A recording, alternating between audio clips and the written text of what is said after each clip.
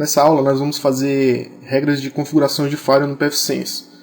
Para isso nós vamos acessar a aba Firewall, Rules. As regras de Firewall do pfSense são feitas baseadas nas interfaces, como WAN, LAN e DMZ.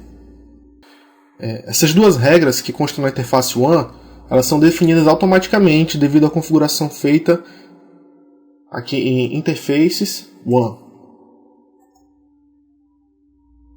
Certo? Devido a essas duas regras aqui, onde podemos bloquear redes específicas para as que não interajam com o pfSense. As opções são essa primeira aqui, ela bloqueia o tráfego de redes que pertencem a endereços de redes privadas, definidos pela RFC 1918, como por exemplo os IPs 172.16/12, 192.168/16 e assim por diante. Assim como também o endereço de loopback 127/8. Tá. Aqui nessa outra regra, ela vai bloquear o tráfego de endereços reservados e que não fazem parte da RFC 1918, como os anteriores.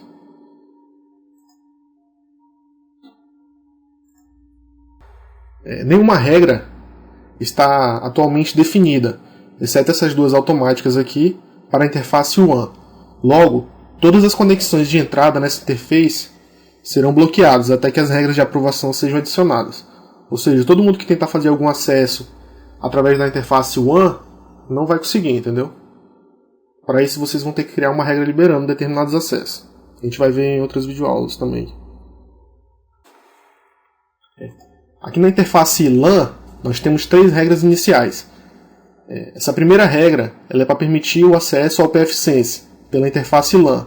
É uma regra criada automaticamente e não é possível excluir, pois ela permite o acesso ao pfSense. É uma regra anti-bloqueio. A segunda regra permite todo o tráfego de entrada para a rede LAN, que utiliza o protocolo IPv4. Sem ela, os computadores não vão poder ter acesso à internet, por exemplo.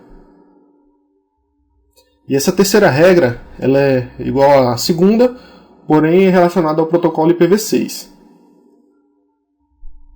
Aqui na interface DMZ, ele não tem nenhuma regra definida atualmente. Logo, todas as conexões de entrada nessa interface serão bloqueadas, até que as regras de aprovação sejam adicionadas. Certo? E aqui nessa aba nós temos as regras flutuantes. São regras avançadas de Firewall que podem ser aplicadas em qualquer direção, qualquer uma ou várias interfaces. Regras flutuantes são definidas aqui, né? Em Firewall Rules Float. Muitos firewalls não precisam de regras flutuantes, ou podem tê-los apenas para modulador de tráfego. Para aqueles que optam por usá-lo, eles podem facilitar alguns cenários complexos de filtragem. Certo, eu vou mostrar para vocês aqui que nós temos uma opção de legenda dos símbolos utilizados na regra de Firewall. O botão ADD, com a seta para cima, ele vai criar uma regra acima de todas as outras. E o botão com a seta para baixo, ele vai criar uma regra abaixo de todas as outras. Porém, depois de criá-las, é possível movimentar essas regras. Por exemplo, a gente pode vir aqui e jogar essa regra para... Quer dizer, na primeira a gente não pode mexer, né? A gente pode jogar essa regra para baixo, e vice-versa, e após isso a gente salva aqui e aplica.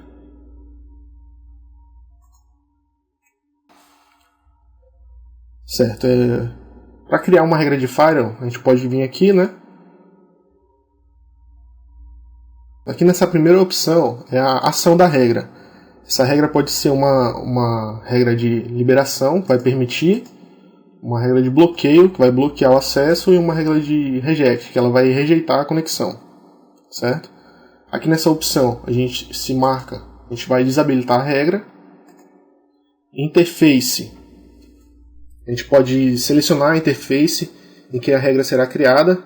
Ela vem pré-definida com a interface que a gente estava antes de clicar no botão de criar a regra na tela anterior. Como eu estava lá na tela da LAN, ele já vem marcado com a interface LAN aqui, porém eu posso alterar. Tenho três opções aqui, a WAN, a LAN e a DMZ. Aqui nessa opção, nós devemos escolher a versão do protocolo IP.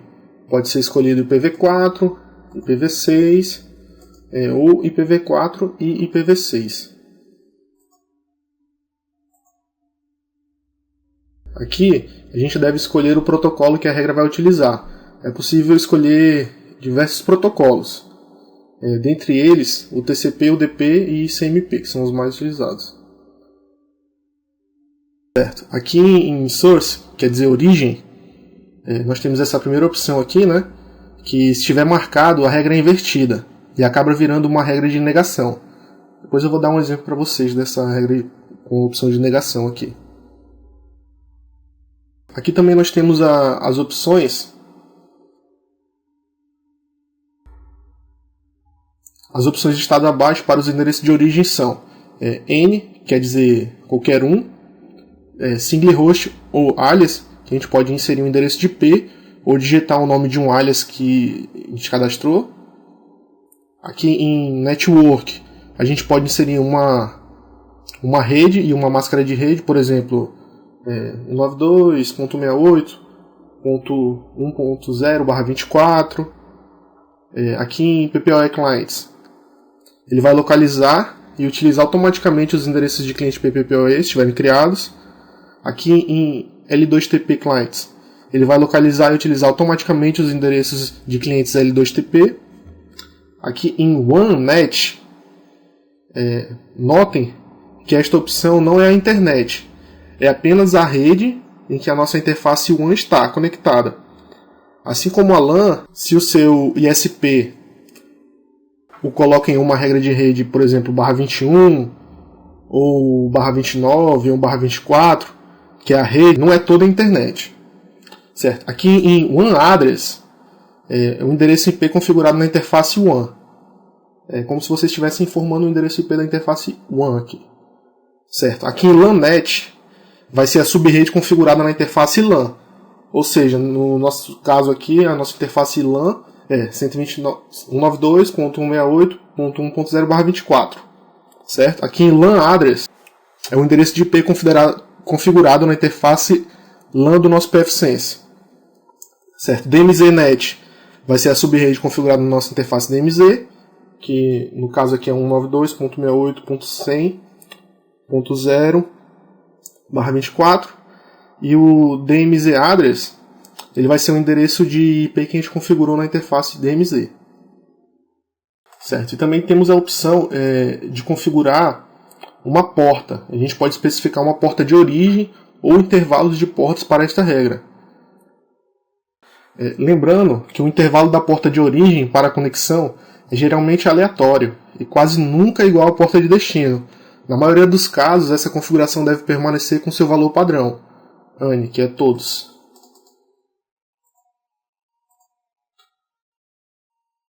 Certo. Aqui temos a opção de destino. Aqui também temos a opção de inverter, né? Se marcado a regra é invertida e acaba virando uma negação, uma exceção. Certo? Aqui nós temos as mesmas opções que a gente falou acima. Aqui acima no source, né? Exatamente as mesmas opções. E agora aqui no destination, a gente pode especificar uma porta de destino ou intervalos de porta para esta regra. Aqui nós temos a opção de gerar log. Se marcado, será gerado registro em log dos pacotes manipulados por esta regra. Uma dica para vocês, o Firewall tem espaço de log local limitado. Não ative o log de tudo. Se fizer muito log, considere usar um servidor de log remoto, o syslog, por exemplo. Certo? Aqui a gente pode informar uma descrição para a regra. Essa descrição ela pode ser inserida aqui para referência administrativa. No máximo 52 caracteres são usados no conjunto de regras. Se a gente clicar aqui, a gente vai ter as opções avançadas para regras de firewall. Como exemplo, nós vamos criar uma regra para fazer o bloqueio de acesso à internet na rede LAN. A ação dessa regra vai ser block, que ela vai bloquear, né? A interface vai ser a interface LAN, que é a interface que a gente está querendo fazer o bloqueio. Aqui na família vamos utilizar IPv4 mesmo, que a nossa rede está trabalhando apenas com IPv4. E o protocolo vamos deixar N, que é todos. Quer dizer que vai bloquear qualquer protocolo.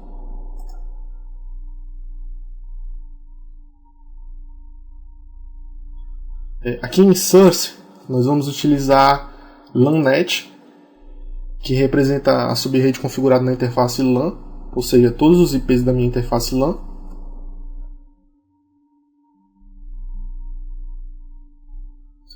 E aqui em destino, nós vamos utilizar a opção N, que quer dizer qualquer destino. Nós não vamos gerar log nesta regra, e a descrição dela vai ser: bloqueia todo o acesso da rede LAN. Vamos salvar e aplicar. As regras de Firewall, elas são lidas de cima para baixo. Portanto, nós devemos ter muita atenção na posição das regras. Se uma regra de bloqueio estiver abaixo de uma regra que libera o tráfego, a regra de bloqueio não vai ser utilizada, pois o acesso foi liberado primeiro. Por exemplo, aqui a nossa regra, ela está bloqueando e as regras de liberação estão abaixo. Se eu tentar acessar algum site, por exemplo, facebook.com, eu não vou conseguir acessar.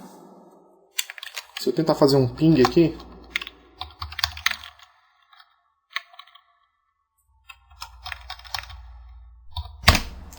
eu não vou conseguir pingar. Por quê? Porque a minha regra de Firewall, ela está bloqueando todo o acesso, certo? Se eu pegar esta regra de bloqueio aqui e jogar ela para baixo da minha regra que está liberando para a LANnet, salvar e aplicar, se eu fizer um teste de ping novamente, já liberou o meu acesso à internet, certo? Se eu vier aqui no site do Facebook, ele vai abrir.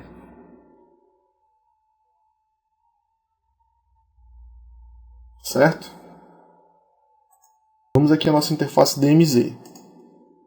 A interface DMZ, como eu falei antes, ela não tem regra configurada. Logo, todo o acesso da rede DMZ para qualquer destino está bloqueado. Uma DMZ ou zona desmilitarizada, também conhecida, a função de uma DMZ é manter todos os serviços que possuem acesso externo, tais como servidor HTTP, FTP, correio eletrônico, e-mail, e etc., junto em uma rede local, limitando assim o potencial dano em caso de comprometimento de algum destes serviços por um invasor. Para atingir este objetivo, os computadores presentes em uma DMZ, eles não devem conter nenhuma forma de acesso à nossa rede local, no caso a nossa rede LAN. Certo? Nós vamos realizar um controle de acesso entre a rede local, a internet e a DMZ. Os equipamentos que estão na DMZ não vão ter acesso à rede local LAN neste exemplo. A ação vai ser de permitir, pass.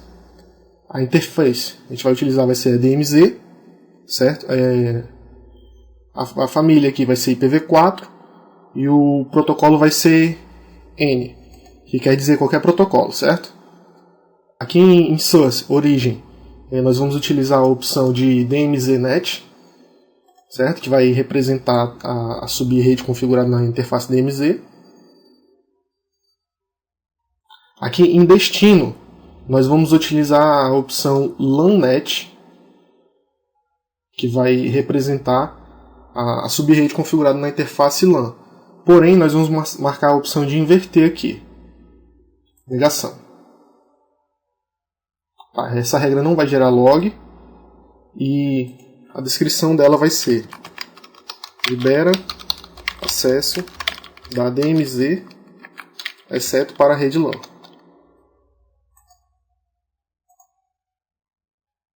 Vou salvar e aplicar. Essa regra ela está liberando o tráfego da DMZ para qualquer destino, exceto para a rede LAN. Como vocês viram aqui, a gente usou a opção de negação. Obrigado pela atenção de vocês e até a próxima aula.